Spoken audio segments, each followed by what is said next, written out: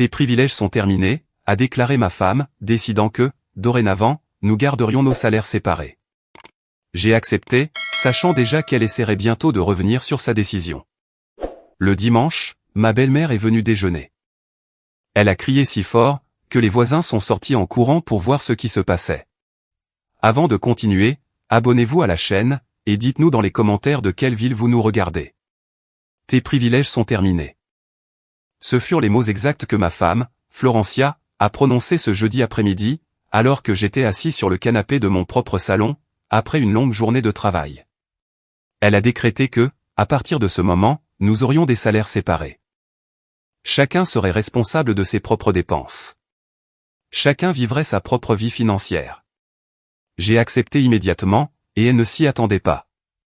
Mais ce que Florencia ignorait, c'est que je savais déjà parfaitement combien il en coûtait, pour entretenir cette maison. Je savais à quel point les factures, que j'avais payées seul pendant 42 ans, étaient lourdes, et je savais que, très bientôt, elle essaierait de faire marche arrière. Le dimanche est arrivé, comme toujours. Ma belle-mère, Carmen, devait venir déjeuner avec nous, comme c'était notre coutume depuis tant d'années. Mais, lorsqu'elle est entrée dans la cuisine ce jour-là, elle a hurlé si fort, que même les voisins sont sortis de chez eux pour voir ce qui se passait, car ce qu'elle y a trouvé a tout changé. Mais j'anticipe. Laissez-moi vous raconter, depuis le début, comment nous en sommes arrivés à ce moment. C'est l'histoire d'un homme qui a tout donné, qui a fini par être traité comme s'il ne valait rien, et comment j'ai décidé, pour la première fois de ma vie, de cesser de porter un fardeau qui n'aurait jamais dû être le mien seul. Je m'appelle Ignacio Quiroz. J'ai 69 ans. Toute ma vie, j'ai été un homme de parole. Je travaille depuis l'âge de 14 ans, j'ai construit ma maison avec ses mains, et j'ai subvenu aux besoins de ma famille avec dignité. Je ne me suis jamais plaint du poids des responsabilités. Je n'ai jamais demandé de reconnaissance, pour avoir accompli mon devoir. Mais il y a des moments dans la vie d'un homme, où le silence cesse d'être du respect, et devient de la complicité dans sa propre humiliation. Ce jeudi après-midi, quand Florencia est entrée dans le salon, j'ai su que quelque chose avait changé en elle. Nous étions mariés depuis 42 ans. 42 ans pendant lesquels je partais travailler chaque matin, je ramenais l'argent à la maison, je payais chaque facture, chaque médicament, chaque caprice. Et pendant toutes ces années, elle avait géré cet argent comme s'il lui appartenait, de droit divin. Florencia s'est assise en face de moi, les bras croisés. Elle avait ce regard qu'elle utilisait, quand elle pensait être sur le point de gagner une dispute, qui n'avait même pas encore commencé. Je lisais le journal. C'était mon moment de paix, après une journée épuisante à la quincaillerie où je travaillais depuis 30 ans. Mes mains sentaient encore le métal et le bois, mes genoux me faisaient mal, mais j'étais là, dans ma propre maison, espérant qu'au moins cet espace serait un refuge. Ignacio, il faut qu'on parle, a-t-elle dit. Sa voix avait ce ton ferme qu'elle employait, lorsqu'elle avait déjà pris une décision, et qu'elle ne faisait que m'en informer. J'ai mis le journal de côté, et je l'ai regardé. Je t'écoute, ai-je répondu calmement. J'ai toujours été un homme calme. Je n'ai jamais élevé la voix dans cette maison. Je n'ai jamais perdu le contrôle. C'était peut-être mon erreur. Peut-être que mon calme a été confondu avec de la faiblesse. J'ai beaucoup réfléchi, a-t-elle poursuivi, et je pense qu'il est temps de faire un changement majeur dans notre relation. Elle a fait une pause dramatique, comme si elle s'apprêtait à révéler quelque chose de révolutionnaire. À partir de maintenant, je veux que nous ayons des salaires séparés. Tu t'occupes de tes dépenses, et je m'occuperai des miennes. Je ne vais plus te demander la permission pour acheter ce dont j'ai besoin. Je ne vais plus avoir à te donner d'explications sur la façon dont je dépense mon argent. Je l'ai simplement dévisagé en silence, pendant un moment. Non pas parce que j'étais surpris, ni parce que je ne comprenais pas ce qu'elle disait, mais parce que, dans cet instant, j'ai compris quelque chose de beaucoup plus profond. J'ai compris que, pour elle, toutes ces années où j'avais travaillé 12 heures par jour, où j'avais renoncé à mes rêves pour payer ses études universitaires, où j'avais payé la maison dans laquelle elle vivait confortablement, ne signifiaient rien. Pour elle, j'étais simplement un obstacle à sa liberté. Tes privilèges sont terminés, a-t-elle ajouté, avec un sourire qui se voulait triomphant. Ce mot, privilège. Comme si avoir travaillé jusqu'à m'en détruire le dos, était un privilège. Comme si payer chaque facture de cette maison pendant 4 décennies, était un privilège. Comme si lui avoir offert une vie confortable, sans souci financier, était une sorte d'abus de pouvoir. Très bien, ai-je répondu simplement. Elle a cligné des yeux. Son sourire a vacillé l'espace d'une seconde. Très bien, juste comme ça? Juste comme ça, ai-je répété calmement. Si tu veux des salaires séparés, nous aurons des salaires séparés. À partir de demain, chacun s'occupe de ses propres affaires. Florencia m'a regardé comme si elle s'attendait à une dispute, comme si elle avait préparé des arguments pour une bataille qui n'allait pas avoir lieu, mais j'ai juste hoché la tête. J'ai repris mon journal, et j'ai continué à lire. Elle s'est levée du canapé avec une certaine confusion, et est allée dans la cuisine. Je suis resté là, en apparence calme. Mais à l'intérieur, quelque chose avait définitivement changé. Car pendant 42 ans, j'avais été l'homme qui supportait tout.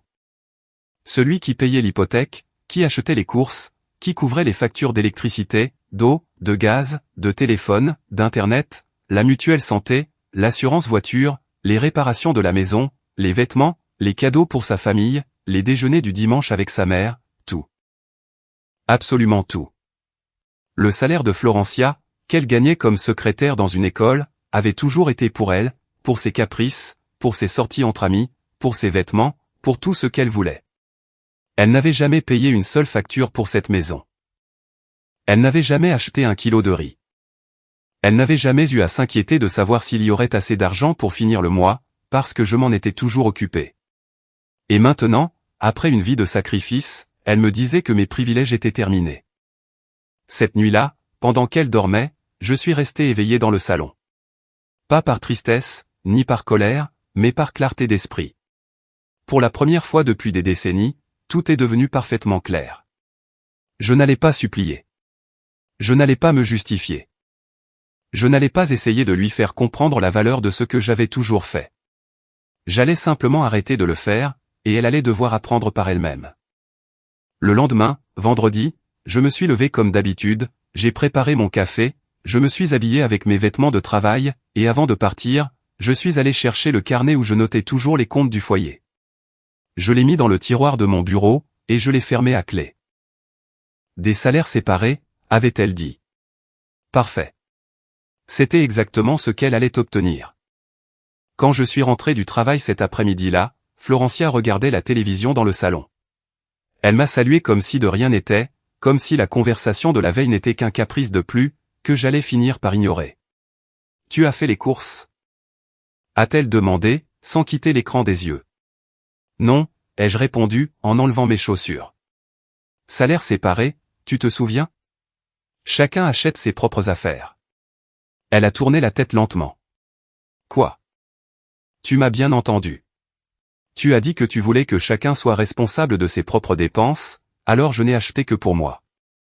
Si tu as besoin de quelque chose, tu devras l'acheter toi-même. » J'ai vu son visage passer de la surprise à l'incrédulité, mais elle n'a rien dit. Elle pensait probablement que j'étais dramatique, et que dans quelques jours, tout redeviendrait normal, mais ça n'allait pas être le cas.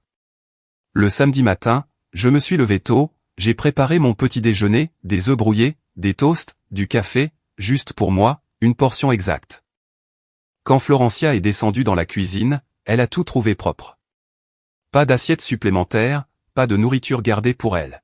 « Tu ne m'as rien laissé ?» a-t-elle demandé, avec un ton entre la surprise et l'agacement. « Salaire séparé », lui ai-je rappelé calmement. « Chacun prépare le sien. »« Ignacio, c'est ridicule. »« C'est ce que tu as demandé, Florencia. »« Je ne fais que respecter ta décision. » Elle a ouvert le réfrigérateur. Il était pratiquement vide. Il n'y avait que ce que j'avais acheté pour moi, quelques produits de base, rien de plus. Et qu'est-ce que je suis censé manger ? Ce que tu achèteras avec ton salaire, j'imagine. Je l'ai vu pincer les lèvres, mais sa fierté était plus grande que son bon sens. Elle n'allait pas reculer si facilement. Très bien, a-t-elle dit. Je vais enfin aller au supermarché moi-même, et elle est partie. Je suis resté à la maison, calme, sachant exactement ce qui allait se passer. Florencia gagnait 1 200 € par mois. Après impôts, il lui restait environ 950 €. Cela lui avait toujours suffi, parce qu'elle n'avait jamais rien eu à payer. Mais maintenant, cet argent devrait couvrir sa part des courses, sa part de l'électricité, de l'eau, du gaz, d'Internet, du téléphone, de la mutuelle santé, de l'essence, et de la voiture qu'elle utilisait, et que je payais depuis des années. La mutuelle seule coûtait 300 €. Les courses, si elle achetait le strict minimum, environ 250 €. L'essence, encore 100 €. Sa part des charges, environ 150 € par mois. Et cela, sans compter les imprévus. Il lui restait 150 € pour tout le reste, pour ses vêtements, pour ses sorties, pour ses caprices. Elle n'avait jamais fait ce calcul. Elle n'en avait jamais eu besoin. Quand elle est revenue du supermarché cet après-midi-là, elle ne portait que 2 sacs. Son visage n'affichait plus ce sourire triomphant du jeudi. Elle avait dépensé près de 200 € et avait à peine acheté l'essentiel pour une semaine. J'étais dans le salon, en train de lire. Je n'ai rien dit, je n'ai fait aucun commentaire. Je l'ai simplement laissé vivre les conséquences de sa décision. Ce soir-là, elle a cuisiné pour elle, et j'ai cuisiné pour moi. Nous avons mangé en silence, chacun dans son propre monde. Et c'est ainsi que le samedi s'est écoulé. Le dimanche s'est levé, avec cette douce lumière que j'avais toujours aimée. Mais ce jour-là, cette lumière apportait autre chose avec elle. Elle apportait l'heure de vérité. Car ce dimanche, comme chaque dimanche depuis plus de 20 ans, ma belle-mère Carmen viendrait chez nous pour le déjeuner. Et ce déjeuner allait être très différent. Les dimanches chez nous avaient toujours été sacrés. Depuis notre mariage, Florencia avait instauré cette tradition. Chaque dimanche, sa mère, Carmen, venait déjeuner avec nous.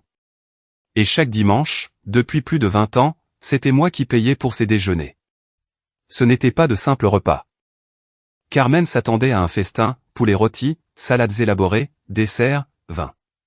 Tout devait être parfait, et tout était toujours sorti de ma poche. Je ne m'étais jamais plaint. Cela faisait partie du maintien de la paix dans la famille. Cela faisait partie du fait d'être un bon mari, un bon gendre, ou du moins, c'est ce que je pensais devoir être. Mais ce dimanche-là allait être différent. Je me suis levé tôt, comme toujours. J'ai préparé mon café, fait mon petit déjeuner, des œufs, des toasts, un peu de fruits, juste pour moi, la quantité exacte dont j'avais besoin. Florencia est descendue 1 heure plus tard. Elle avait des cernes sous les yeux. Elle n'avait pas bien dormi. Les 2 derniers jours commençaient à laisser des traces sur elle. « Bonjour », ai-je dit calmement. Elle a à peine répondu, est allée directement à la cuisine, et a ouvert le réfrigérateur. Je l'observais depuis le salon. J'ai vu son expression changer, en voyant ce qu'il y avait à l'intérieur. Presque rien. Je n'avais acheté que mes affaires. Elle avait acheté les siennes le samedi, mais la moitié avait déjà disparu, parce qu'elle ne savait pas comment gérer. Elle ne l'avait jamais fait. « Ignacio », a-t-elle dit d'une voix tendue, « ma mère vient aujourd'hui. » « Je sais », ai-je répondu, sans lever les yeux de mon journal. « Et qu'est-ce qu'on va préparer ?»« Je ne sais pas ce que tu vas préparer. Moi, je vais me faire quelque chose de simple, pour moi. » Il y a eu un lourd silence. « Tu es sérieux ?»« Complètement. » Salaire séparé, Florencia. C'était ta décision.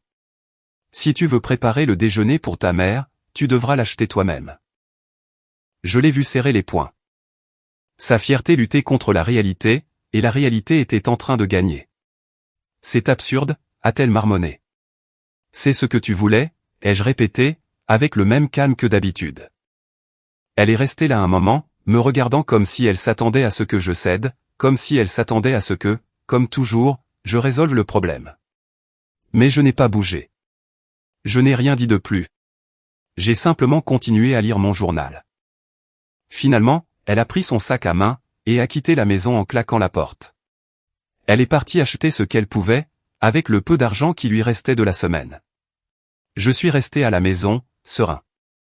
Je savais exactement comment cette journée allait se terminer. J'y avais pensé tout le week-end, et j'étais préparé. Carmen est arrivée à midi pile, comme toujours. Elle a sonné à la porte, avec cette insistance caractéristique qu'elle avait. 3 fois de suite, comme si le monde dépendait du fait qu'on lui ouvre la porte immédiatement. Florencia a couru pour ouvrir. Je suis resté dans le salon, à attendre. « Maman, je suis si heureuse que tu sois là. » J'ai entendu la voix faussement joyeuse de ma femme. Ma fille, comment vas-tu? Je meurs de faim. Qu'est-ce que tu as préparé aujourd'hui? Silence gêné. Oh, eh bien, quelque chose de simple. Aujourd'hui, on a décidé de faire un repas plus détendu. Carmen est entrée dans le salon, et m'a salué avec sa froideur habituelle. Elle ne m'avait jamais vraiment apprécié. Pour elle, j'étais juste l'homme que sa fille avait choisi. Rien de plus, rien de spécial. Ignacio, a-t-elle dit, en hochant à peine la tête. Carmen, ai-je répondu poliment. Elle s'est assise sur le canapé principal, celui qu'elle prenait toujours quand elle venait. Elle s'est installée confortablement, comme si c'était sa propre maison, et d'une certaine manière, elle s'était toujours comportée ainsi. Et quand allons-nous manger? Je meurs de faim. Florencia a jeté un regard désespéré vers la cuisine. C'est presque prêt. Maman, donne-moi quelques minutes. Carmen a hoché la tête, et a commencé à parler de ses voisins, de ses amis, des potins du quartier. Je l'écoutais d'une oreille distraite, attendant le moment inévitable. Une demi-heure plus tard, Florencia a appelé depuis la cuisine. C'est prêt. Nous nous sommes levés, et sommes allés dans la salle à manger. Carmen s'est assise à sa place habituelle, en bout de table. Florencia a apporté les assiettes depuis la cuisine. Elle avait préparé un simple riz, avec un peu de poulet, rien de plus. Il n'y avait pas de salades élaborées, pas d'accompagnement, pas de dessert, pas de vin. La table semblait vide, comparée au dimanche précédent. Carmen a regardé l'assiette, avec incrédulité. C'est tout? C'est juste qu'aujourd'hui, on a décidé de faire quelque chose de plus simple, maman, a marmonné Florencia, sans lever les yeux. Plus simple? Florencia, tu as toujours préparé des repas spéciaux le dimanche. Que s'est-il passé? C'est juste que les choses ont un peu changé. Carmen m'a regardé avec cette expression accusatrice, qu'elle utilisait toujours quand quelque chose ne lui plaisait pas. Quelles choses ont changé, Ignacio? Avant que je ne puisse répondre, Florencia est intervenue. Maman, nous avons des salaires séparés maintenant. Chacun prend en charge ses propres dépenses. C'était ma décision. J'ai juste hoché la tête, et j'ai commencé à manger ma portion. J'avais préparé ma propre assiette plus tôt, pendant que Florencia était occupée avec la sienne. J'avais ma nourriture, exactement comme je l'aimais. Carmen a laissé tomber sa fourchette sur la table, avec un bruit sourd. Des salaires séparés? De quoi parlez-vous? Eh bien, c'est ça, maman. J'ai décidé que chacun devait gérer son propre argent. Que je n'avais pas à demander la permission pour dépenser ce que je gagne. La permission? Florencia, il ne t'a jamais demandé de compte sur rien, mais il contrôlait toujours l'argent du ménage, s'est défendu ma femme. Carmen l'a fixé du regard. Parce que c'est lui qui paie tout. Ou bien, as-tu déjà payé l'électricité, l'eau, le gaz, cette maison? Florencia s'est tue. J'ai continué à manger en silence. Ce n'était pas à moi d'intervenir dans cette conversation. J'étais juste là, témoin de la façon dont la réalité commençait à se dévoiler.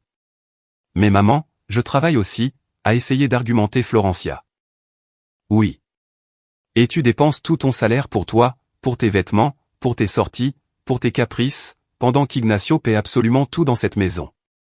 Et maintenant, tu viens me dire que tu as décidé d'avoir des salaires séparés, comme si c'était quelque chose de juste. La voix de Carmen montait. Elle n'avait jamais été une femme de demi-mesure. Quand elle avait quelque chose à dire, elle le disait sans filtre. C'est ma décision, maman. Je suis une femme adulte, et je peux décider de ma propre vie. Bien sûr que tu le peux, mais les décisions ont des conséquences. Et d'après ce que je vois, tu commences déjà à t'en rendre compte. Florencia n'a pas répondu.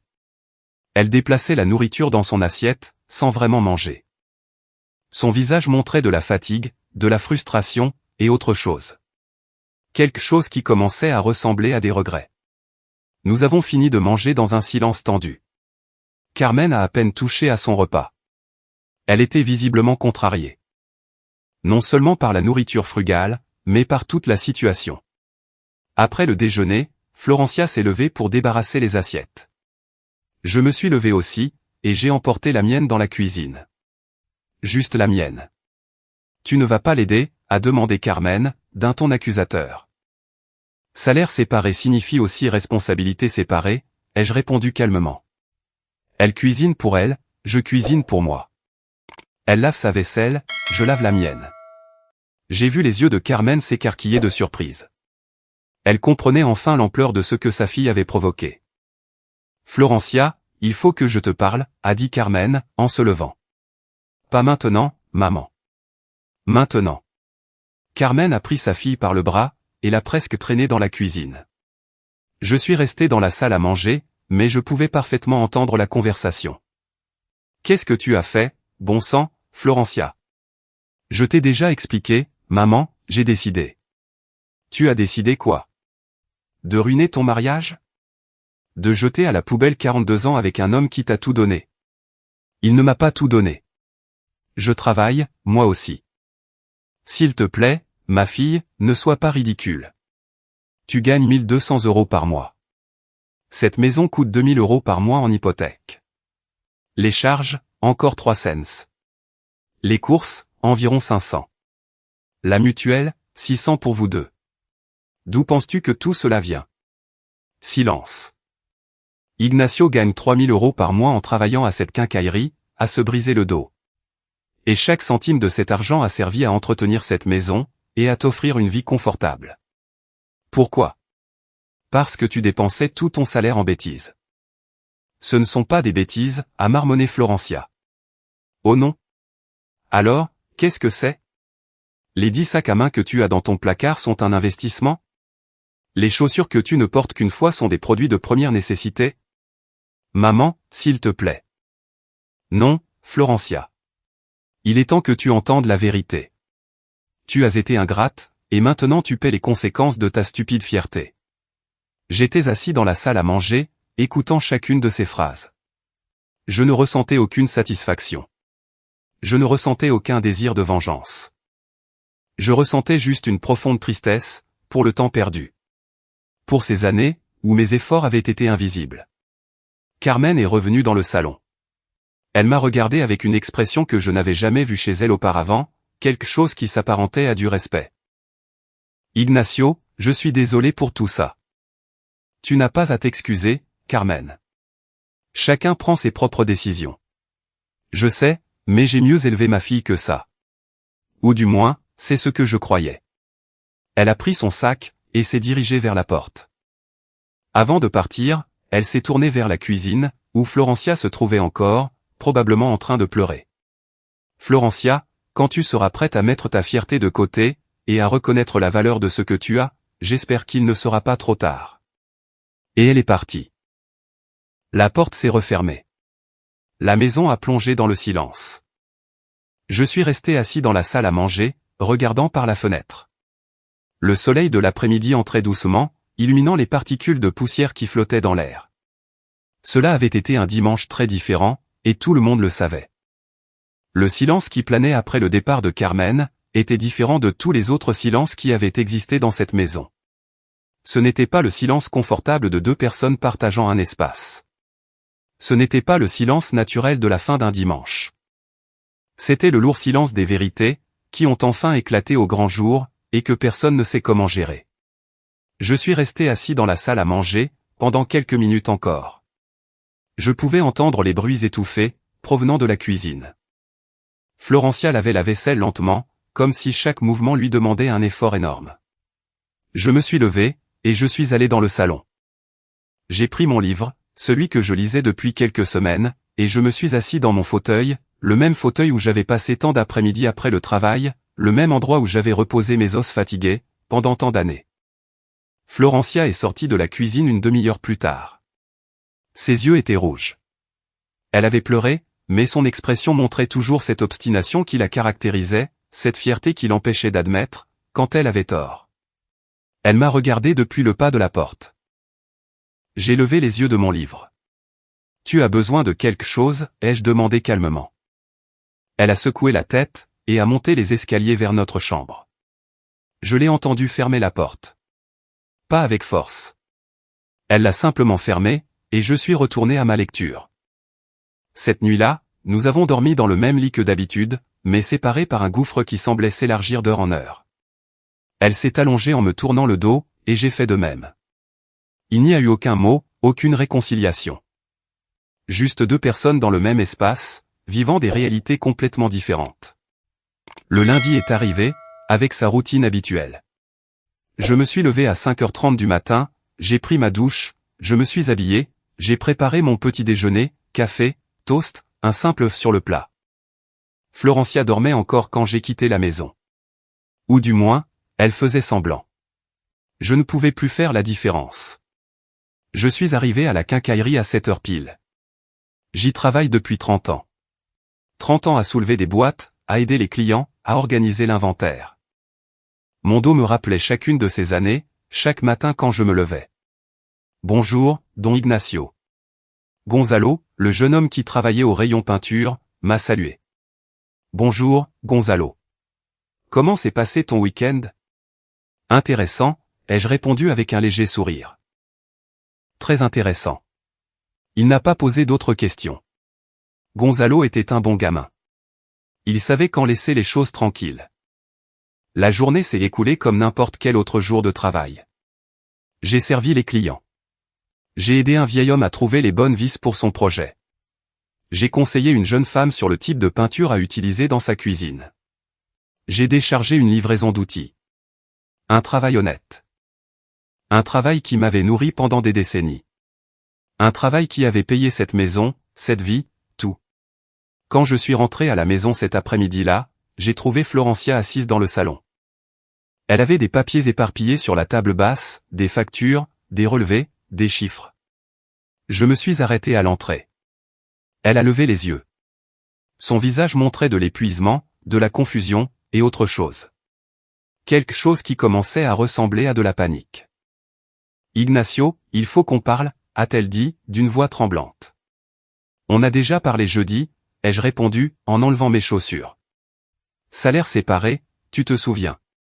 Oui, mais je ne savais pas. Je ne me rendais pas compte. De quoi? De quoi ne te rendais-tu pas compte? Elle a montré les papiers du doigt. De combien tout coûte? La facture d'électricité est arrivée aujourd'hui, 120 €, et l'eau, 80. Et il reste encore le gaz, le téléphone, l'internet. Sa voix s'est un peu brisée. Je ne peux pas me le permettre, Ignacio, avec mon salaire. Je ne peux pas me permettre de payer tout ça, plus les courses et l'essence. Elle a fait une pause, attendant que je dise quelque chose, que je résolve les problèmes, comme je l'avais toujours fait. Mais j'ai juste hoché la tête. C'est difficile, quand on doit payer ses propres dépenses, n'est-ce pas? Elle m'a regardé avec des yeux suppliants. Pourrais-tu m'aider, juste pour ce mois-ci, jusqu'à ce que je m'organise mieux?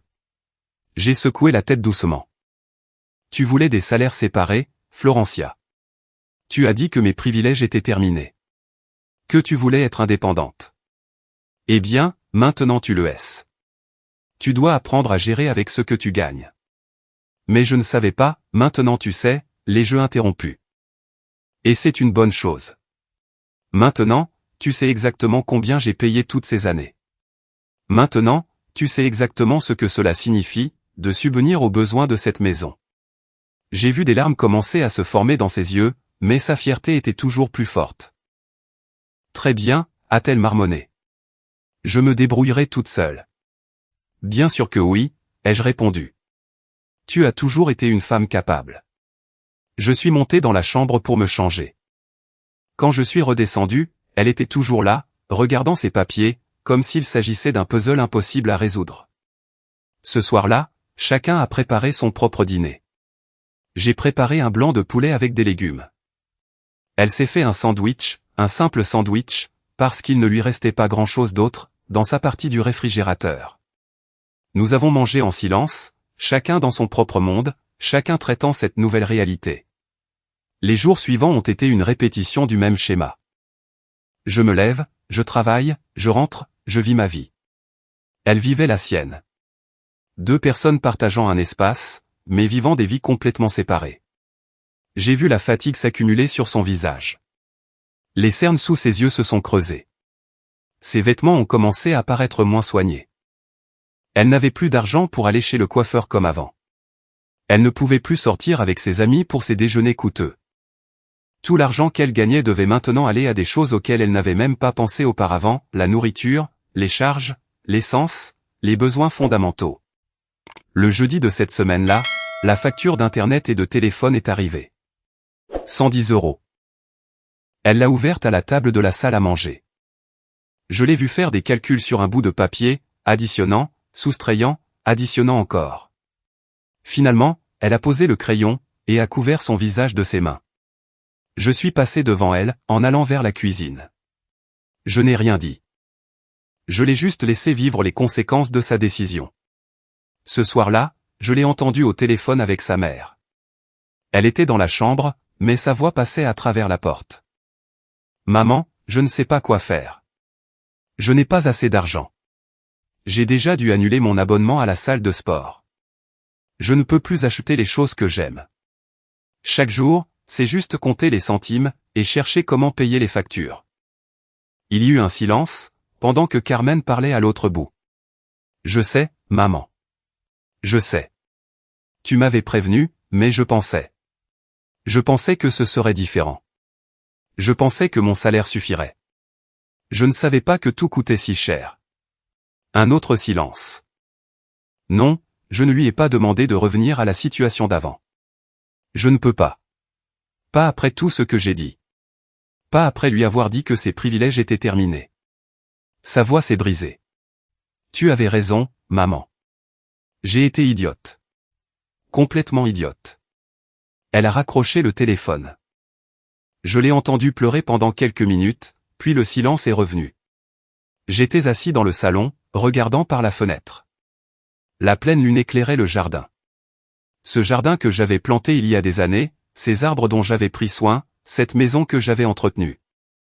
Je ne ressentais aucune joie face à la souffrance de Florencia. Je ne ressentais aucun désir de vengeance. Je ressentais juste une profonde tristesse pour le temps perdu. Pour ces années où mon travail avait été invisible, pour ces décennies où personne n'avait valorisé le poids que je portais. Le vendredi après-midi, en rentrant du travail, j'ai trouvé la maison vide. Florencia avait laissé un mot sur la table de la cuisine, partie au supermarché, retour bientôt. Je me suis préparé un café, et je me suis assis pour attendre. Elle est revenue 1 heure plus tard, avec juste un petit sac, la moitié de ce qu'elle achetait auparavant. Je l'ai regardé ranger les provisions dans sa partie du réfrigérateur. Chaque article était placé avec soin, comme s'il s'agissait d'un trésor. Car maintenant, chaque euro comptait. Chaque achat devait être réfléchi. Chaque dépense devait être justifiée. C'était la réalité que je vivais depuis 42 ans. La réalité d'être le responsable, de devoir faire durer l'argent, de sacrifier mes propres goûts pour que tout fonctionne. Et maintenant, elle l'expérimentait enfin. Le samedi matin, elle a reçu un message d'une de ses amies. Je l'ai entendu répondre « Non, je ne peux pas ce week-end. Je suis un peu juste financièrement. Peut-être le mois prochain. » Elle a raccroché, et a fixé le téléphone avec une expression triste. Ses amis continuaient leur vie, avec leurs sorties, avec leur luxe, mais elle ne pouvait pas se joindre à elle, parce que maintenant, elle avait de vraies responsabilités. Maintenant, elle devait payer sa propre vie, et son salaire, qui avait toujours semblé suffisant pour ses caprices, s'avérait complètement insuffisant pour ses besoins fondamentaux. Cet après-midi-là, alors que j'étais dans le jardin en train de tailler les buissons, elle est sortie sur la terrasse. Elle est restée là, à me regarder travailler. « Depuis combien de temps fais-tu ça ?» a-t-elle finalement demandé. « Le jardin ? Toute ma vie, chaque week-end. Pour qu'il soit beau. Ça doit être fatigant. Ça l'est, mais quelqu'un doit le faire. » Elle a hoché la tête lentement, comme si elle voyait pour la première fois, tout le travail qu'impliquait l'entretien de cette maison. Pas seulement payer les factures, mais aussi le travail physique, l'entretien, les réparations, tout. « Tu l'as toujours fait seule ?» a-t-elle dit. J'ai toujours répondu présent, sans arrêter mon travail. Tu n'as jamais proposé de m'aider. Silence. Je ne m'en étais jamais rendu compte, a-t-elle marmonné. La plupart des gens ne se rendent pas compte des choses, jusqu'à ce qu'ils aient à les faire eux-mêmes. Elle est restée là quelques minutes de plus, à observer. Puis elle est rentrée dans la maison, sans rien dire d'autre. Ce soir-là, alors que nous dînions, chacun en silence, elle m'a regardé de l'autre bout de la table. Ignacio, oui. Je voulais. Elle a fait une longue pause. Je pouvais voir la lutte intérieure sur son visage. La fierté luttant contre le besoin d'admettre son erreur, mais à la fin, la fierté a gagné. Rien. Oublie ça. Et elle a continué à manger son modeste dîner. Je n'ai pas insisté. Je n'allais pas le faire. Elle devait arriver à ses propres conclusions. Elle devait comprendre par elle-même la valeur de ce qu'elle avait perdu. Le dimanche est arrivé de nouveau. Cette fois, il n'y aurait pas de visite de Carmen. Florencia l'avait appelée pour annuler. Elle n'avait pas l'argent pour préparer un déjeuner spécial, et n'avait probablement pas le courage d'affronter à nouveau le regard déçu de sa mère.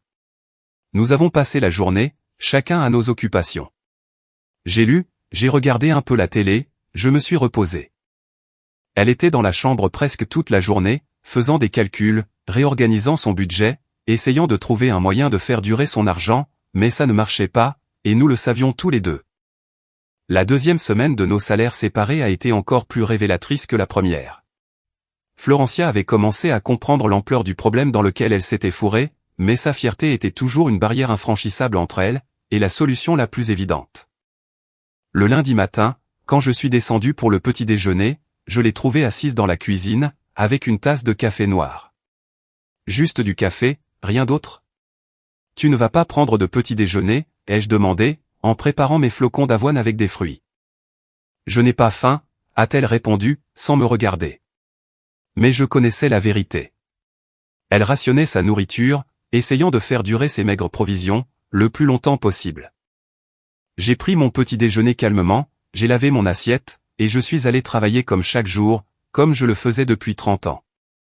À la quincaillerie, la routine a continué, mais quelque chose avait changé en moi. Je me sentais plus léger. Ce n'était pas de la joie face à la souffrance de Florencia. C'était autre chose.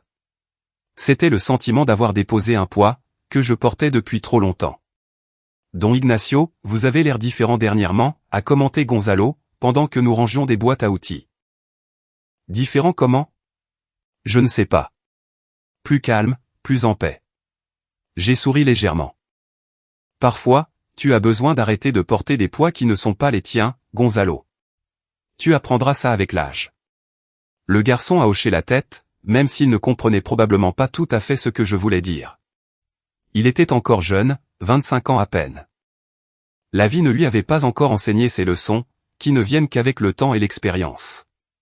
Cet après-midi-là, à mon retour à la maison, Florencia était au téléphone. Elle parlait à quelqu'un de la banque. Sa voix semblait tendue. Oui, je comprends, mais ce mois-ci a été compliqué. N'y a-t-il aucun moyen de repousser la date de paiement pour la carte? Silence, pendant qu'elle écoutait la réponse. Je vois. Très bien. Je vais faire le paiement minimum alors. Merci. Elle a raccroché, et s'est effondrée sur le canapé. Elle ne m'avait pas vu entrer. Je suis resté là, dans l'entrée, à l'observer. Elle avait la tête entre les mains. Ses épaules tremblaient légèrement. Elle pleurait en silence. Pendant un instant, une partie de moi a voulu aller vers elle, pour la consoler, pour résoudre les problèmes comme je l'avais toujours fait. Mais je me suis retenu. Car résoudre ce problème, lui enlèverait la seule chance qu'elle avait d'apprendre, de comprendre vraiment, de valoriser. Je suis monté par les escaliers sans faire de bruit. Elle n'a jamais su que je l'avais vue ainsi. Le mercredi de cette semaine-là, la facture d'assurance de la voiture est arrivée. La voiture qu'elle utilisait quotidiennement pour aller à son travail. 350 €. Je l'ai vue ouvrir l'enveloppe au moment du dîner. J'ai vu son visage pâlir. J'ai vu ses mains trembler légèrement, alors qu'elle tenait le papier. Elle n'a rien dit. Elle a simplement plié la facture, et l'a mise avec les autres papiers, qui s'empilaient dans une pochette sur la table du salon. Ce soir-là, je l'ai entendu parler au téléphone avec Carmen de nouveau. Maman, je ne sais pas comment je vais payer l'assurance de la voiture. Si je ne la paie pas, je ne peux pas conduire. Et si je ne peux pas conduire, je ne peux pas aller travailler. La voix de Carmen était à peine audible, mais son ton était clair, même d'où j'étais. Je sais, maman. Je sais que j'aurais dû y penser avant, mais je ne peux pas demander à Ignacio de tout payer à nouveau. Pas après ce que je lui ai dit. pas après lui avoir dit que ses privilèges étaient terminés. Il y eut un autre silence. Me prêter de l'argent? Maman, tu vis de ta pension. Je ne peux pas prendre ton argent.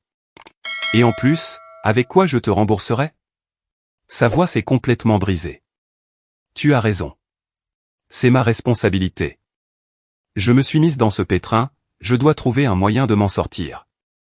Le jeudi après-midi, quand je suis rentré du travail, Florencia n'était pas là.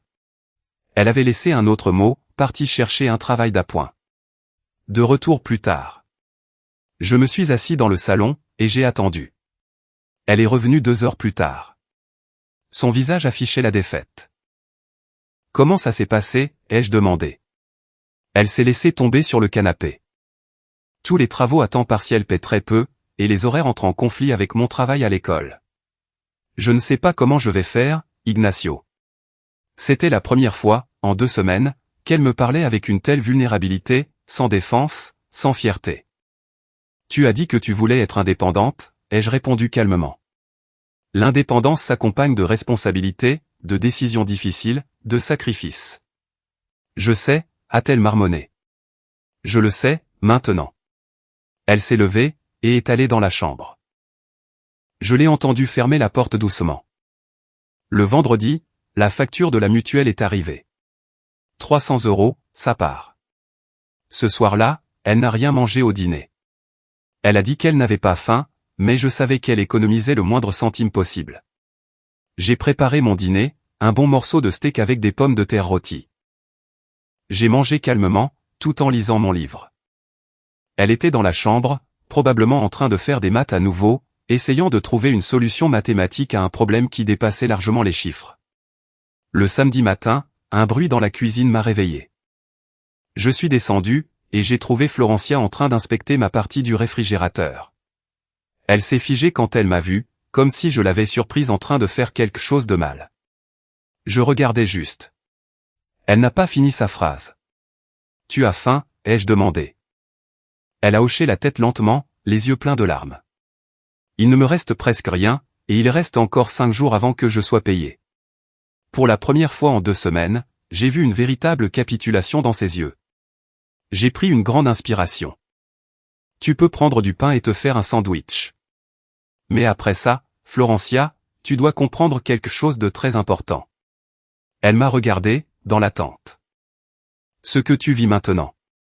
Ce qui te semble impossible à gérer. C'est ce que je fais, seul, depuis 42 ans. Pendant que tu dépensais tout ton salaire pour toi-même, j'étais là, à jongler avec les factures, à sacrifier mes propres goûts, pour m'assurer que tout fonctionnait. Des larmes ont commencé à couler sur ses joues. Et quand tu as décidé que tu voulais des salaires séparés, quand tu m'as dit que mes privilèges étaient terminés, ce que tu as réellement fait, c'est m'enlever la possibilité de rester invisible. Tu m'as donné l'opportunité de te montrer exactement le poids que je porte depuis toutes ces années. Ignacio, je n'ai pas encore terminé, les jeux interrompus doucement, mais fermement. Tu as eu 2 semaines pour comprendre ce que signifie entretenir une vie, et tu commences à peine à réaliser. Je l'ai fait pendant des décennies. Sans me plaindre, sans demander de reconnaissance, simplement parce que c'était ma responsabilité. Je suis désolé, a-t-elle murmuré. Je suis vraiment désolé. J'ai hoché la tête lentement. Fais-toi ton sandwich, et ensuite, nous devrons avoir une conversation très sérieuse sur l'avenir. Elle a pris le pain avec des mains tremblantes, et s'est préparé un simple sandwich. Elle a mangé en silence, chaque bouchée ayant probablement un goût différent, maintenant qu'elle comprenait le vrai prix de ce pain. Lorsqu'elle eut terminé, nous nous sommes assis dans le salon, face à face, comme 2 personnes qui devaient reconstruire quelque chose qui avait été brisé. Mais avant de reconstruire, il fallait d'abord finir de démolir les illusions. Et cette conversation ne faisait que commencer. Nous étions assis dans le salon, avec une petite distance physique, mais avec un gouffre émotionnel qui semblait impossible à franchir. Les yeux de Florencia étaient rouges et gonflés. Elle tenait un mouchoir entre ses mains, le tordant nerveusement. J'étais calme, j'attendais. J'avais attendu 42 ans pour ce moment. Quelques minutes de plus ne feraient pas de différence. Je ne sais pas par où commencer, a-t-elle finalement dit, d'une voix brisée. Commence par le début, ai-je répondu. Commence par m'expliquer ce qui t'a poussé à prendre cette décision.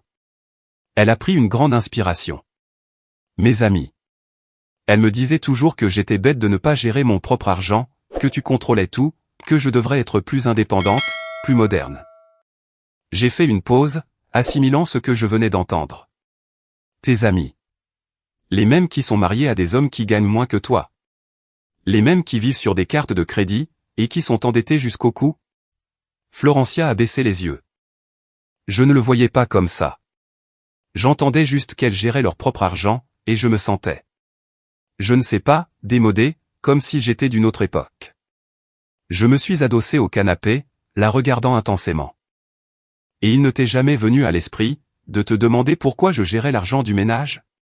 Ce n'était pas du contrôle, Florencia. C'était de la responsabilité. Quelqu'un devait s'assurer que les factures étaient payées, qu'il y avait de la nourriture. Que le toit au-dessus de nos têtes était assuré. Je sais, maintenant, a-t-elle murmuré. Tu sais? Le sais-tu vraiment? Parce que le dire, et le comprendre, sont deux choses très différentes. Elle a levé les yeux, des larmes coulant sur ses joues. J'ai passé les 2 pires semaines de ma vie, Ignacio. Chaque nuit, je m'endors en pensant à la façon dont je vais payer les factures du lendemain. Chaque matin, je me réveille avec la boule au ventre. Je ne peux rien acheter. Sans calculer si je peux me le permettre. Je ne peux pas dormir paisiblement. Et ça ne fait que 2 semaines. Elle a fait une pause, essuyant ses larmes. Et tu as vécu comme ça, pendant 42 ans. Tu as porté cette pression, chaque jour. Et je ne m'en suis jamais rendu compte. Je ne t'ai jamais demandé comment tu te sentais. Je ne t'ai jamais remercié. J'ai juste supposé que tout allait bien, parce que ça a toujours été le cas. Ces mots étaient sincères, je pouvais le voir dans ses yeux, mais il manquait encore quelque chose de plus profond. Sais-tu ce qui a été le plus douloureux dans tout ça, lui ai-je demandé. Elle a secoué la tête. Ce n'est pas quand tu as dit que tu voulais des salaires séparés. C'est quand tu as dit que mes privilèges étaient terminés. Comme si travailler jusqu'à ce que mon corps se brise, était un privilège. Comme si sacrifier mes rêves pour t'offrir une vie confortable était une sorte d'abus de pouvoir. Ignacio, je ne voulais pas dire. Mais tu l'as dit. Et ces mots ont révélé quelque chose de plus profond. Ils ont révélé que tu n'as jamais vraiment valorisé ce que je faisais. Que tu voyais cela comme quelque chose de naturel, comme quelque chose que j'étais censé faire simplement pour être un homme, pour être ton mari. Elle a sangloté ouvertement. Maintenant, tu avais raison sur une chose, ai-je continué. J'avais bien des privilèges. Le privilège d'être utile, le privilège de savoir que mon travail soutenait ma famille. Mais ce privilège venait avec un poids, que tu n'as jamais voulu voir. Florencia s'est couvert le visage de ses mains. Qu'est-ce que je peux faire pour réparer ça, a-t-elle demandé entre ses sanglots. Dis-moi ce que je dois faire, et je le ferai.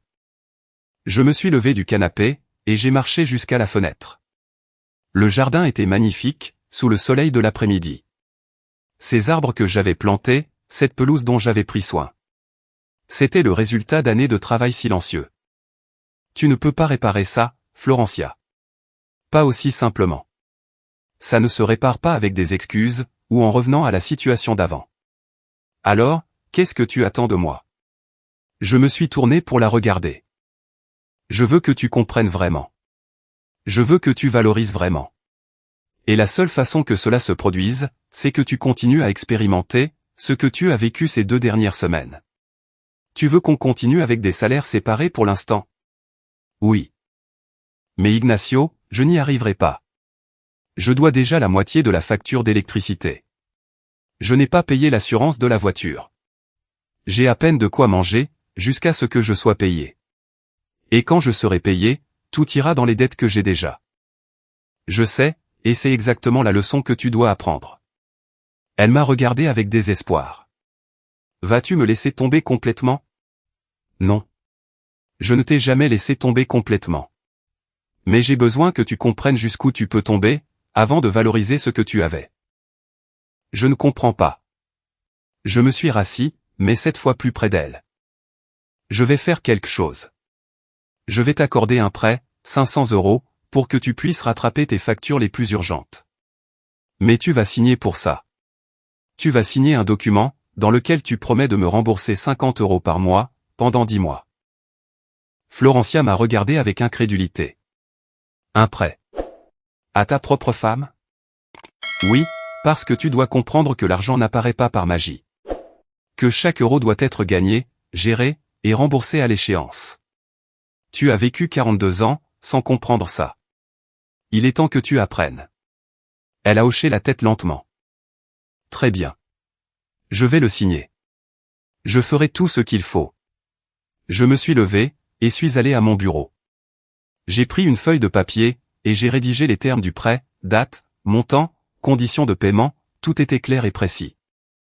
Je suis retourné dans le salon, et je lui ai tendu le papier avec un stylo. Lis-le. Assure-toi de comprendre ce que tu signes. Elle a pris le papier avec des mains tremblantes, et l'a lu attentivement. Quand elle eut terminé, elle a signé en bas de la page, d'une main mal assurée. Merci, a-t-elle murmuré. Ne me remercie pas encore. Cela ne résout rien à long terme. Cela te donne juste un répit. Le vrai travail ne fait que commencer. Quel travail? Le travail de reconstruire le respect dans ce mariage. Le travail d'apprendre à valoriser ce que tu as. Le travail de comprendre qu'une relation ne se résume pas à de l'amour. C'est aussi une question de responsabilité partagée, d'appréciation mutuelle. Et de reconnaissance des efforts de l'autre. Florencia a hoché la tête, en essuyant ses larmes. Je veux faire ce travail, Ignacio. Je le veux vraiment. On verra, ai-je répondu. Les mots sont faciles. Ce sont les actes qui comptent vraiment. Je me suis levé, et je suis allé dans ma chambre. J'ai pris 500 € en espèces sur mes économies personnelles, et je les lui ai donnés. Utilise-les sagement. C'est le seul prêt que tu obtiendras de moi.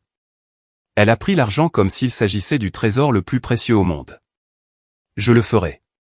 Je te promets que je le ferai. Cet après-midi-là, Florencia est sortie payer ses factures les plus urgentes, la facture d'électricité, une partie de l'assurance voiture. Elle a acheté quelques provisions de base. Quand elle est revenue, elle avait l'air un peu moins accablée. Mais la tension était toujours là, car maintenant, elle avait une nouvelle responsabilité. Maintenant, elle me devait de l'argent. Et chaque mois, elle devrait trouver ses 50 € pour me payer. Ce soir-là, pendant le dîner, elle m'a demandé quelque chose auquel je ne m'attendais pas. Est-ce que je peux te demander quelque chose? Bien sûr. Pendant toutes ces années, as-tu déjà eu envie de tout quitter? As-tu déjà eu envie de partir, et de ne plus porter tout ce poids? Il y eut un long silence. Oui, ai-je répondu honnêtement. Il y a eu des moments où j'ai pensé à tout quitter. Des moments où l'épuisement était tel, que je ne savais pas si je pouvais faire un pas de plus. Mais je ne l'ai pas fait. Pourquoi pas? Parce que j'avais pris un engagement. Parce que je t'ai épousé pour la vie.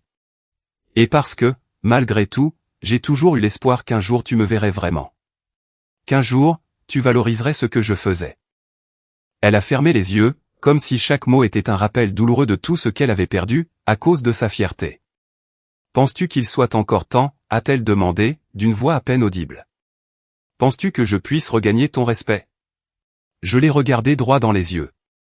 Cela dépend entièrement de toi, Florencia. Cela dépend de si tu apprends vraiment de cette expérience, ou si tu attends juste que tout redevienne normal, pour oublier cette leçon. Je ne l'oublierai pas, a-t-elle promis. Je n'oublierai jamais ces 2 semaines. Je l'espère, ai-je répondu. Car si tu oublies cette fois, je partirai vraiment. Les jours qui ont suivi le prêt ont été différents. Il y avait quelque chose de différent, dans l'air de la maison. Ce n'était pas une réconciliation complète, mais ce n'était plus la tension insupportable des premières semaines. Florencia avait commencé à changer. Subtilement, au début. De petites choses que je remarquais, mais sur lesquelles je ne faisais pas de commentaires. Le lundi matin, quand je suis descendu pour le petit déjeuner, j'ai trouvé la cuisine propre. Pas seulement sa partie, toute la cuisine. Elle préparait son café, quand elle m'a vu entrer.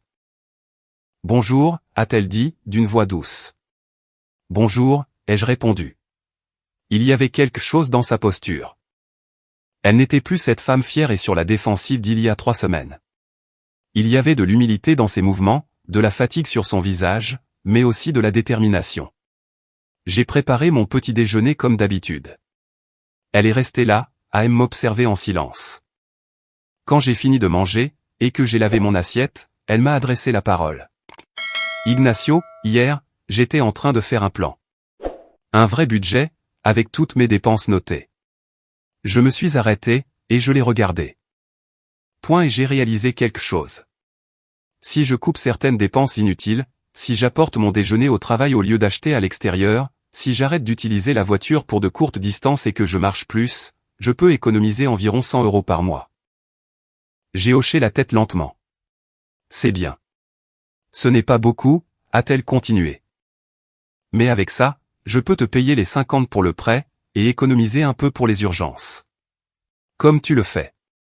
Pour la première fois depuis des semaines, j'ai aperçu la femme intelligente que j'avais épousée. Pas la femme gâtée qu'elle avait été pendant des décennies, mais la femme capable qui avait toujours été là, cachée sous des couches de confort. C'est un bon plan, ai-je dit sincèrement. La discipline financière est essentielle. Elle a hoché la tête, tenant son café à deux mains. Je veux te demander la permission pour quelque chose. Tu n'as pas besoin de ma permission pour quoi que ce soit, Florencia. Ça ne fonctionne plus comme ça, entre nous. Je sais, mais je veux quand même te le demander. Est-ce que je peux voir comment tu fais ton budget? Comment tu organises tes dépenses? J'ai besoin d'apprendre. Cette demande m'a surpris. Pendant 42 ans, elle n'avait jamais montré le moindre intérêt pour la façon dont je gérais les finances du foyer. Cet après-midi, quand je rentrerai du travail, je te montrerai, ai-je répondu. Merci, a-t-elle dit, avec une gratitude sincère. Je suis allé travailler ce jour-là, avec un sentiment étrange. Ce n'était pas exactement de l'espoir. C'était plutôt de la curiosité. La curiosité de voir si ce changement était réel, ou temporaire. À la quincaillerie, Gonzalo a de nouveau remarqué mon humeur. Vous avez l'air plus calme, don Ignacio. Quoi qu'il se passe dans votre vie, ça a l'air de s'arranger. Les choses évoluent, ai-je répondu. Mais il est encore trop tôt pour savoir où elles vont. Quand je suis rentré à la maison cet après-midi-là, Florencia m'attendait dans le salon. Elle avait un cahier et un stylo entre les mains. Je suis prête à apprendre, a-t-elle dit. Nous nous sommes assis à la table de la salle à manger. J'ai sorti mon livre de comptes, le même que j'avais mis sous clé 3 semaines plus tôt. Je l'ai ouvert devant elle. C'est ce que je fais chaque mois. D'abord, je note tous les revenus, mon salaire, tout revenu supplémentaire s'il y en a. Ensuite, je note toutes les dépenses fixes, hypothèque, charges, assurance, provisions de base. Elle s'est penchée pour mieux voir, prenant des notes dans son propre cahier. Après avoir soustrait les dépenses fixes des revenus, je regarde combien il me reste. Je divise ce montant en catégories, économie, urgence, dépenses variables, loisirs. Loisirs, a-t-elle demandé, surprise. Tu mets de l'argent de côté pour les loisirs? Très peu, ai-je répondu. Environ 50 € par mois, pour acheter un livre, pour prendre un café dehors, pour sentir que tout ne se résume pas à la survie. Elle a écrit rapidement, absorbant chaque détail. Je n'ai jamais su que tu faisais tout ça. Je pensais que tu payais juste les factures, au fur et à mesure qu'elles arrivaient. Si j'avais fait ça, nous aurions coulé il y a des décennies. La seule façon d'entretenir un foyer, c'est en planifiant, en anticipant, en se sacrifiant aujourd'hui pour avoir demain. Je lui ai montré comment j'enregistrais chaque dépense, comment je vérifiais chaque reçu, comment je comparais les prix, comment je cherchais les promotions. Elle écoutait comme une élève appliquée, posait des questions intelligentes, prenait des notes détaillées. Nous avons passé près de 2 heures à cette table. Quand nous avons terminé, Florencia a fermé son cahier, et m'a regardé avec des yeux pleins d'émotion. J'ai été idiote pendant 42 ans, a-t-elle dit d'une voix brisée. Tout ce travail, toute cette planification, tous ces efforts. Je n'ai jamais posé de questions. Je ne m'y suis jamais intéressé. J'ai juste supposé que tout allait bien, parce que tu le rendais invisible. Je n'ai rien dit, j'ai juste hoché la tête. Je vais appliquer tout ça, a-t-elle continué. Je vais être discipliné. Je vais apprendre à gérer mon argent, et un jour, j'espère pouvoir vraiment contribuer à cette maison. Je l'espère aussi, ai-je répondu. Ce soir-là, chacun a préparé son propre dîner, comme c'était la routine depuis 3 semaines. Mais quelque chose était différent. Elle n'avait plus l'air rancunière. Elle avait l'air concentrée, déterminée. Le mercredi de cette semaine-là, le jour de sa paie est arrivé. 950 € ont été déposés sur son compte. Cet après-midi-là, en rentrant du travail, elle m'a tendu une enveloppe. « Qu'est-ce que c'est ?» ai-je demandé. « Les 50 premiers euros du prêt. Je sais qu'on s'est mis d'accord sur des paiements mensuels, mais je veux commencer maintenant. Je veux te montrer que je suis sérieuse. » J'ai pris l'enveloppe. À l'intérieur, il y avait un billet de 50 € soigneusement plié. « Merci », ai-je dit simplement. Elle a souri. Un petit sourire, mais sincère. Le premier vrai sourire que je voyais sur son visage depuis des semaines. Les jours suivants ont été révélateurs. J'ai observé Florencia mettre véritablement en œuvre les changements qu'elle avait promis. Elle a commencé à préparer son déjeuner pour l'emmener au travail. Des sandwichs simples, des fruits, de l'eau, au lieu d'acheter des jus de fruits chers. Elle a arrêté d'utiliser la voiture pour les trajets de proximité. Elle marchait plus, économisait de l'essence. Elle faisait ses courses au supermarché avec une liste précise. Plus d'achats impulsifs. Chaque produit était analysé, comparé, justifié. Je la voyais vérifier les factures d'électricité, éteindre les lumières inutiles, débrancher les appareils dont elle ne se servait pas. De petits changements, de petits sacrifices, mais ensemble, ils faisaient une différence significative. Le samedi matin, je l'ai trouvée dans la cuisine, en train de faire quelque chose qu'elle n'avait jamais fait auparavant. Elle préparait de la nourriture pour la congeler, des portions individuelles qu'elle pourrait utiliser pendant la semaine. « Où as-tu appris ça ?» ai-je demandé. « J'ai vu une vidéo sur Internet », a-t-elle répondu, sans s'arrêter de travailler. Ils disent que c'est un moyen de gagner du temps et de l'argent. Je me suis dit que j'allais essayer. Je l'ai observé un moment. Cette femme, qui mesurait le riz, hachait les légumes, et organisait les boîtes avec une telle concentration, était différente de la femme que j'avais connue pendant 4 décennies. « Tu veux de l'aide ?» me suis-je entendu demander. Elle a levé les yeux, surprise. « Sérieusement ? Si tu veux bien, j'adorerais. » Nous avons travaillé ensemble pendant 2 heures. Elle préparait, j'étiquetais et je rangeais. Pour la première fois depuis des semaines, il y avait quelque chose qui ressemblait à de l'harmonie entre nous. Ce n'était pas comme avant. Avant, il y avait un confort basé sur l'ignorance. Maintenant, il y avait quelque chose de différent, quelque chose basé sur le respect, gagné par un effort partagé.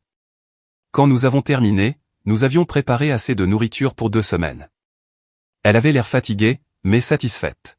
« Merci de m'avoir aidé », a-t-elle dit.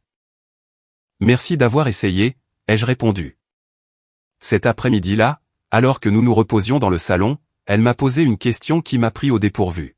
« Ignacio, à quand remonte la dernière fois où tu as fait quelque chose juste pour toi? Quelque chose que tu voulais vraiment faire ?» J'ai réfléchi un instant. Je ne m'en souviens pas. Ça fait de nombreuses années. Y a-t-il quelque chose que tu veux faire? Quelque chose que tu as repoussé, à cause de tout ça? Il y avait bien quelque chose. Il y avait un vieux rêve, que j'avais enterré il y a des décennies. Un petit atelier de menuiserie. Pour travailler le bois, pour créer des choses avec mes mains. Quelque chose de plus, que juste réparer ce qui se cassait dans la maison. Je voulais avoir un petit atelier, ai-je fini par dire. Pour travailler le bois, fabriquer des meubles, des choses comme ça. Pourquoi ne l'as-tu jamais fait? Parce que tout l'argent allait à l'entretien de la maison, au paiement des factures, pour s'assurer que nous avions ce dont nous avions besoin. Il n'y avait pas de place pour les rêves personnels. Elle est restée silencieuse pendant un long moment.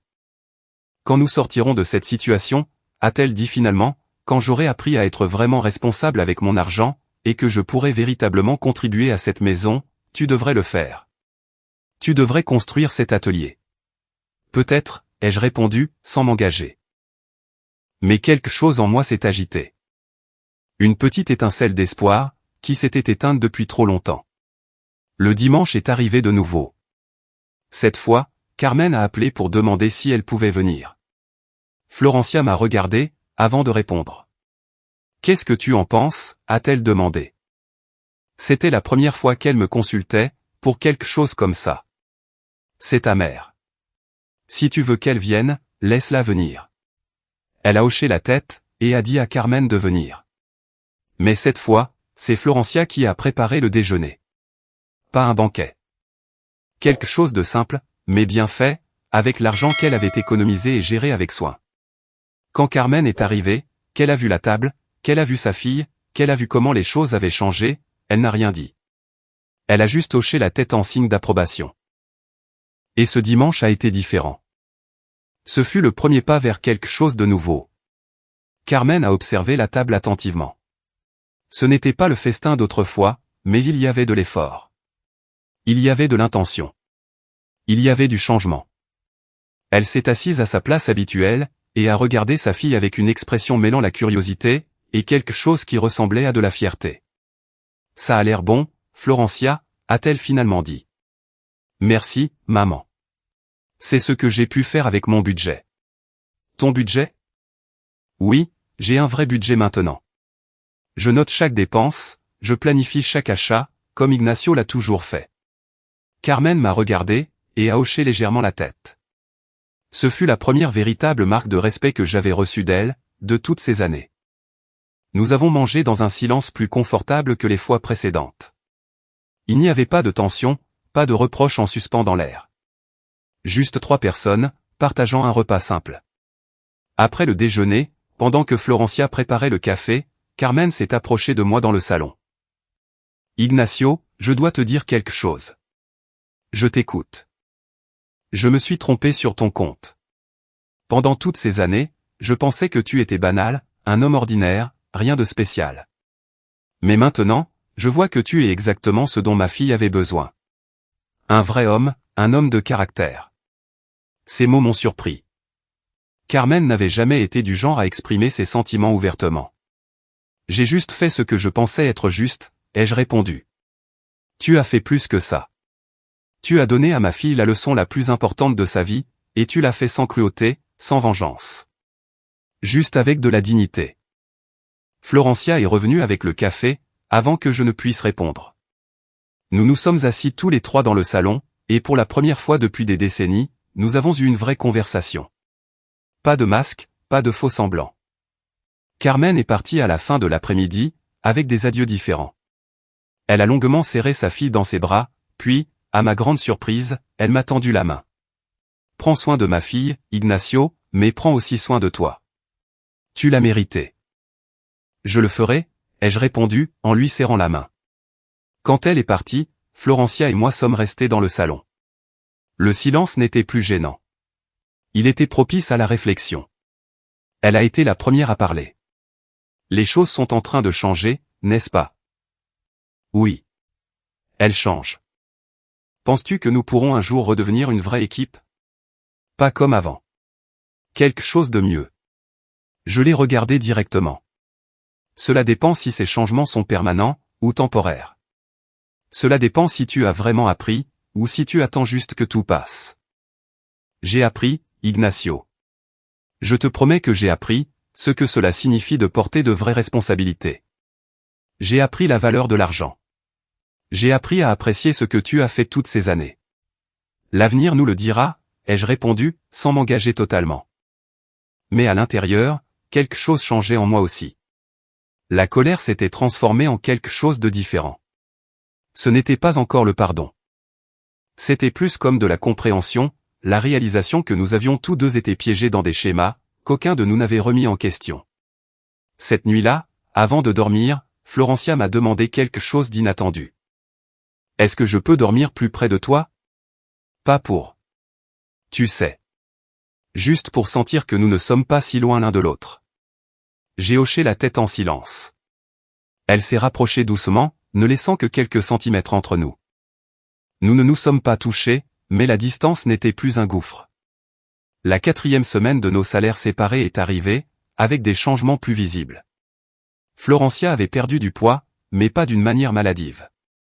Elle avait simplement arrêté de manger par anxiété ou par ennui. Maintenant, chaque repas avait un but.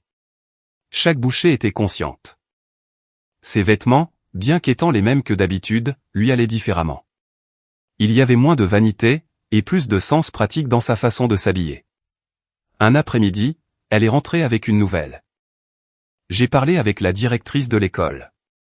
J'ai demandé s'il y avait une possibilité de prendre des heures supplémentaires. Des cours de soutien après les heures normales. Et elle a dit oui. 3 heures supplémentaires par semaine. Ce n'est pas beaucoup, mais ça fait 200 € de plus par mois.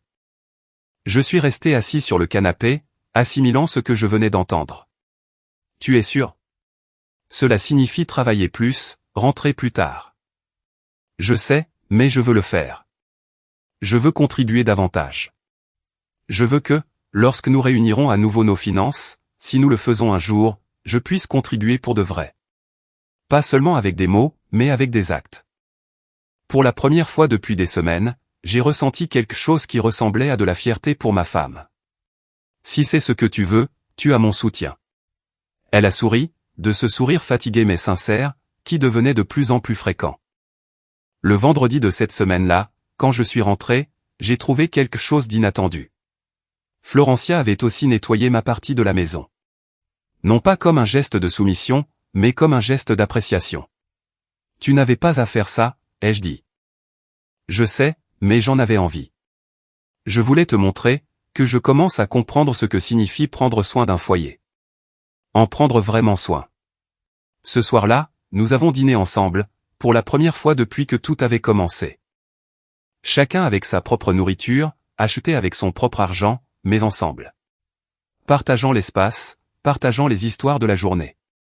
Florencia m'a parlé de ses élèves, des cours supplémentaires qu'elle allait commencer la semaine prochaine, de ses projets pour économiser plus d'argent. Je lui ai parlé de la quincaillerie, de Gonzalo et de ses questions sur la vie, des clients réguliers qui avaient toujours des histoires intéressantes. C'était simple. C'était banal, mais c'était vrai. Et après des semaines de tension et de distance, ce qui était vrai ressemblait à un cadeau. Cette nuit-là, avant de dormir, Florencia a posé sa main sur la mienne. Un contact doux, hésitant.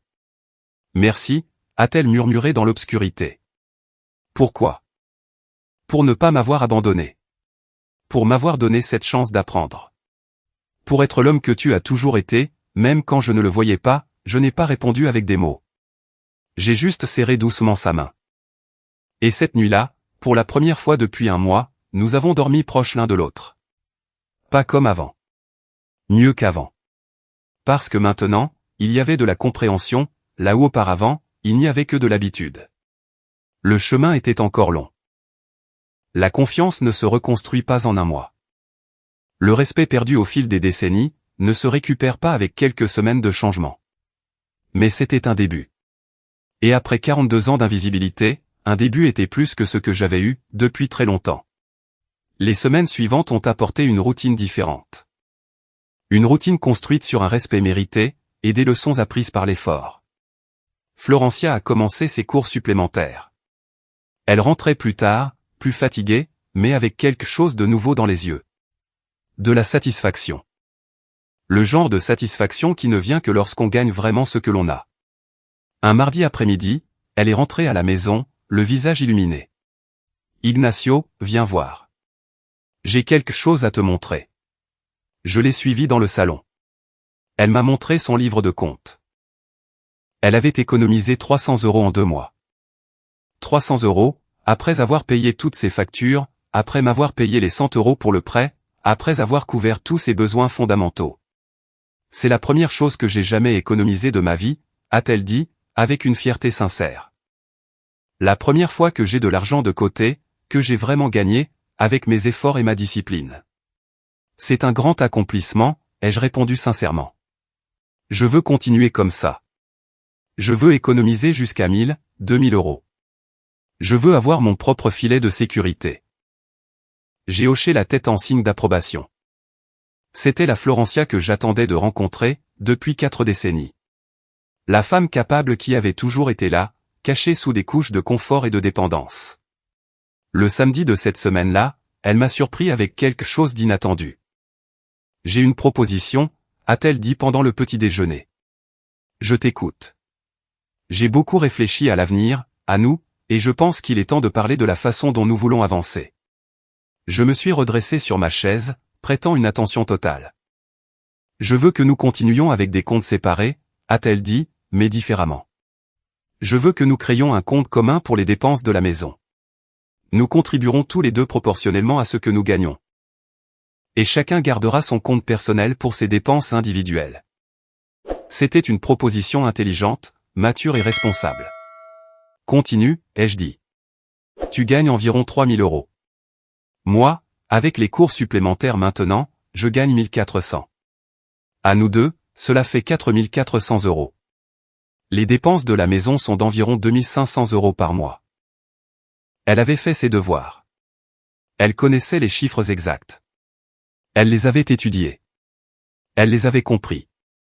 La proportionnalité signifierait que tu contribues à hauteur de 68%, et moi de 32%.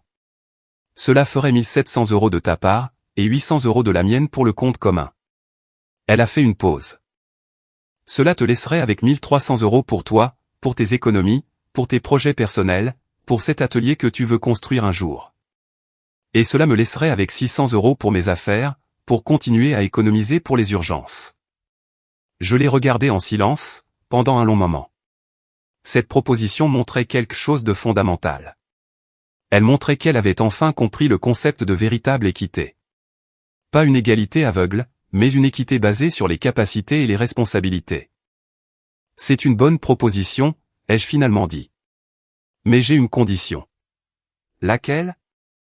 Je veux que tu continues à me payer les 50 € par mois pour le prêt, jusqu'à ce qu'il soit terminé. Non pas parce que j'ai besoin de l'argent, mais parce que tu dois aller au bout de cet engagement. Tu dois te prouver à toi-même, que tu peux honorer une dette jusqu'à la fin. Elle a hoché la tête sans hésiter. Bien sûr. J'ai déjà remboursé 150. Il reste 350. Encore 7 mois, et je paierai la totalité. Alors j'accepte ta proposition.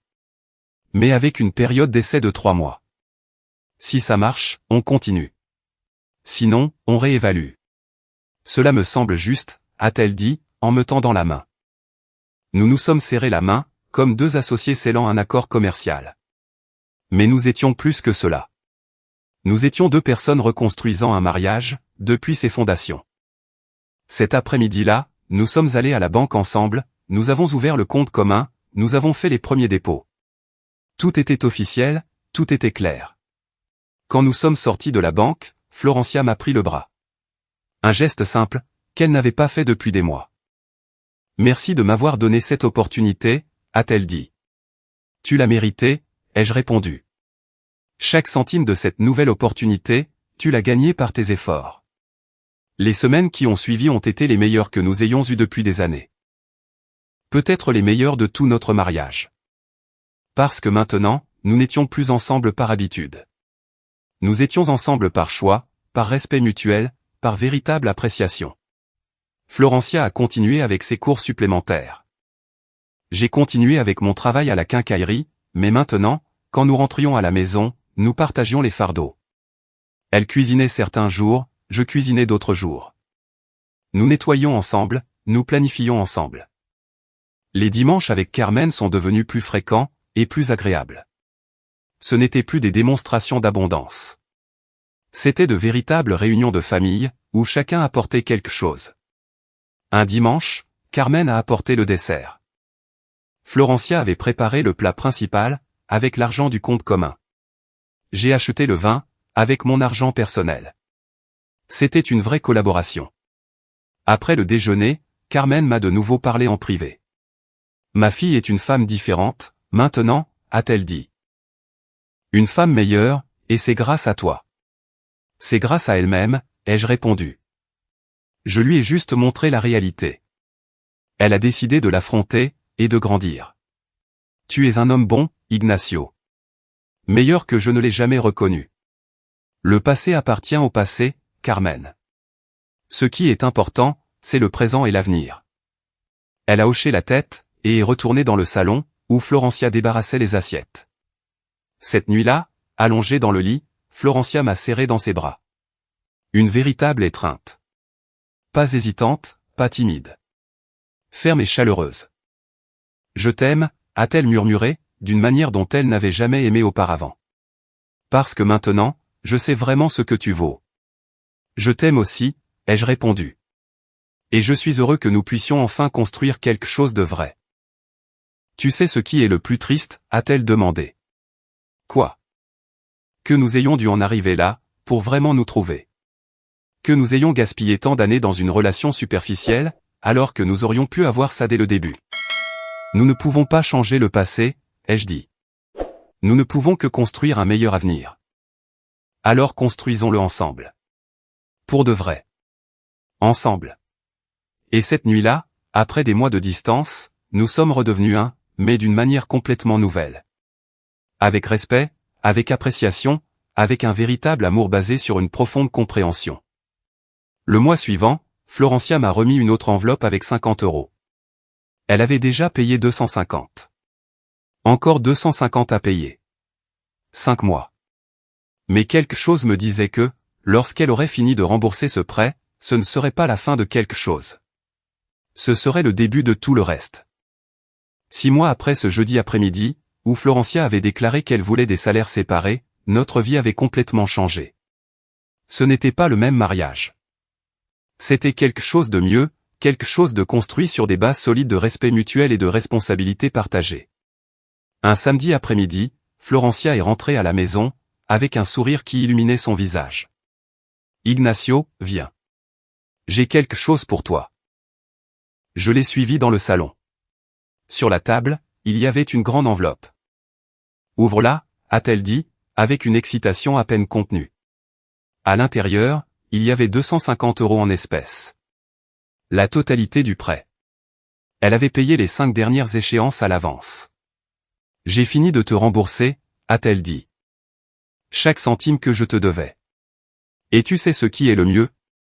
Il me reste encore des économies après ça. Parce que j'ai vraiment appris à gérer mon argent. Je l'ai regardé avec une fierté sincère. Je savais que tu y arriverais. Mais ce n'est pas tout, a-t-elle continué. Pendant ces mois, j'ai aussi économisé pour autre chose. Elle a quitté le salon, et est revenue avec un dossier. À l'intérieur, il y avait des papiers, des photos, des plans. Tu te souviens de ton rêve d'atelier de menuiserie? J'ai hoché la tête en silence, ne comprenant pas encore où cela menait. J'ai fait des recherches, j'ai regardé les options, et j'ai trouvé un petit espace que nous pouvons aménager. C'est une remise au fond du jardin, qu'on n'utilise jamais. On peut la transformer en ton atelier. Elle m'a montré le plan qu'elle avait dessiné, les outils de base dont j'aurais besoin, le budget approximatif. Avec ce que j'ai économisé, je peux couvrir la moitié. Et si tu veux, on peut prendre sur le compte commun pour le reste, comme investissement familial. Parce que ce n'est pas juste ton rêve, c'est notre projet. Les mots sont restés coincés dans ma gorge. Pendant 42 ans, j'avais sacrifié chaque rêve personnel pour entretenir le foyer. Et maintenant, ma femme m'offrait la chance de récupérer quelque chose que je croyais perdu à jamais. Je ne sais pas quoi dire, ai-je finalement balbutié. Dis oui. Dis que tu vas construire cet atelier. Que tu vas fabriquer ces magnifiques meubles, que tu as toujours voulu faire. Que tu vas avoir quelque chose, qui sera juste à toi. Une larme a coulé sur ma joue. Une seule larme, pour toutes ces années de silence, pour toutes ces décennies passées à être invisible, pour tous ces efforts qui étaient enfin reconnus. Oui, ai-je dit. Je vais le faire. Florencia m'a serré fort dans ses bras. Et dans cette étreinte, il y avait tout ce que les mots ne pouvaient exprimer, gratitude, amour, respect, admiration. Les mois suivants, nous avons travaillé ensemble sur l'atelier. Elle m'aidait après ses cours, je travaillais le week-end. Petit à petit, la vieille remise s'est transformée en un espace magnifique, avec des outils organisés, du bois empilé, tout ce qu'il fallait pour créer. Carmen est venue voir le projet, quand il était presque terminé. Regardez-moi ça, a-t-elle dit avec une véritable admiration. Un homme de 69 ans, qui commence un nouveau chapitre de sa vie. C'est inspirant, Ignacio. Il n'est jamais trop tard pour récupérer ses rêves, ai-je répondu. Le jour où j'ai terminé mon premier meuble, une table de salle à manger en bois massif, Florencia a pleuré d'émotion. Elle est magnifique, a-t-elle dit, caressant le bois poli. Aussi magnifique que l'homme qui l'a fabriqué. Nous avons décidé de garder cette table, de remplacer l'ancienne table de la salle à manger par cette nouvelle. Par celle-ci, qui représentait tout ce que nous avions appris, tout ce que nous avions reconstruit. Le premier dimanche où nous avons mangé à cette table, Carmen, Florencia et moi, il y eut un moment de silence. Un silence lourd de sens. Cette table est spéciale, a dit Carmen, parce qu'elle a été construite avec amour, avec respect, avec les leçons d'une vie entière. Elle a levé son verre de vin. Je porte un toast à Ignacio. Pour sa patience, pour sa dignité, pour nous avoir tous appris la véritable valeur de l'effort et du sacrifice. Florencia a levé son verre, elle aussi. Et je porte un toast aux secondes chances. Aux maris qui n'abandonnent pas. Aux mariages qui peuvent renaître de leurs cendres. Nous avons trinqué tous les trois, et dans ce toast, il y avait quelque chose de sacré. Quelque chose qui transcende les mots. Ce soir-là, quand Carmen est partie et que nous étions seuls, Florencia et moi nous sommes assis sur la terrasse. Le soleil se couchait lentement, peignant le ciel dans des tons d'orange et de rouge. Sais-tu quelle est la chose la plus précieuse que j'ai apprise, de tout ça, a-t-elle demandé. Dis-moi. Que le véritable amour n'est pas juste un sentiment. C'est de l'action. C'est de la responsabilité. C'est se lever chaque jour, et choisir d'être digne de la personne qui est à nos côtés. Elle a pris ma main dans la sienne. Et j'ai appris, que tu m'as choisi chaque jour pendant 42 ans. Même quand je ne te voyais pas. Même quand je ne te valorisais pas. Tu es resté l'homme que tu étais. Et c'est quelque chose que je ne prendrai plus jamais pour acquis. Je l'ai regardé dans les yeux. Ces mêmes yeux que j'avais vus tant de fois, au fil des décennies. Mais maintenant, je les voyais différemment. Maintenant, il y avait de la profondeur, de la compréhension, de la maturité. Nous avons construit quelque chose de bien, ici, ai-je dit. Quelque chose de vrai. Oui. Et nous allons le protéger, parce que maintenant, nous savons ce qu'il en coûte. Nous connaissons la valeur de ce que nous avons. Le soleil a fini de se coucher. Les étoiles ont commencé à apparaître, une par une, dans le ciel sombre. Et j'ai su, à cet instant, que tout cela en avait valu la peine. Chaque journée de dur labeur, chaque sacrifice silencieux, chaque moment d'invisibilité. Car en fin de compte, il ne s'agissait pas de vengeance. Il ne s'agissait pas d'avoir raison. Il s'agissait de dignité, de respect de soi, de ne pas permettre que l'âge, ou les années de service, n'effacent la valeur d'une vie entière d'effort. Je m'appelle Ignacio Quiroz. J'ai 69 ans, et finalement, après tant d'années, je suis visible. Je suis valorisé. Je suis respecté. Non pas parce que je l'ai exigé, mais parce que j'ai cessé d'accepter d'être invisible. Et ça, mon cher ami qui écoute cette histoire, c'est la leçon la plus importante qu'un homme puisse apprendre, ta valeur ne dépend pas de la reconnaissance des autres. Elle dépend du fait que tu la reconnaisses, toi, en premier.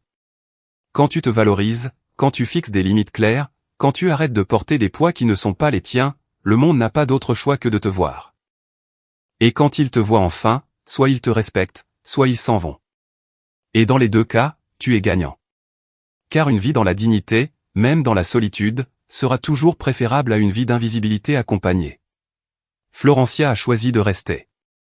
Elle a choisi de grandir. Elle a choisi de voir. Mais j'étais préparé à toute éventualité, car j'avais enfin appris la leçon la plus importante de toutes. Ma valeur ne dépendait pas d'elle. Elle dépendait de moi. Et ça, c'est quelque chose que personne ne pourra jamais m'enlever.